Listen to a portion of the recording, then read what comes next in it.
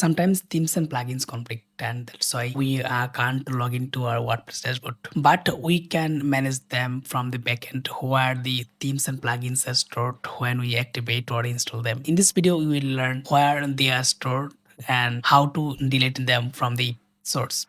So let's start. This is our WordPress dashboard, and let's see the themes activated here, installed here. Okay, there are two themes here installed. One is activated and another is just installed here. And go to plugins here. Okay, in the plugins, we have just one plugins installed and activated.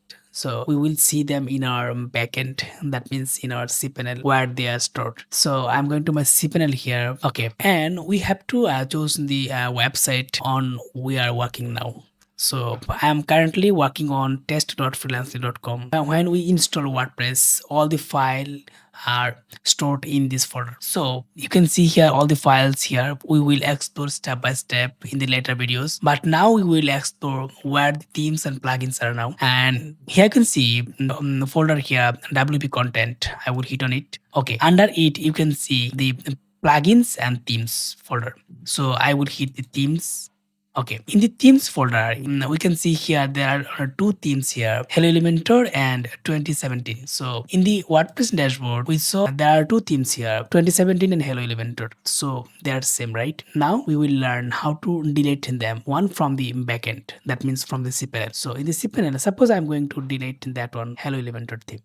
Okay, now I will reload it. Now you can see that there is only one theme here installed and activated in our WordPress dashboard. The same way we can delete plugins from the backend. So let's see how we can delete plugins here. WP content. We'll go to plugins here. Here you can see only one plugins is here. So I will delete it. Okay, now go to our WordPress dashboard and plugin section. Okay, no plugins is installed here. So if there is conflict in your WordPress dashboard and you can't log in there, you can manage them from the cPanel. Go to your website where you install your WordPress and go to WP content, and under the WP content you can see the themes and plugins. You can rename them or you can delete them to solve the conflict. That's all the video. If you like this video, please consider subscribing and liking. Thanks for watching.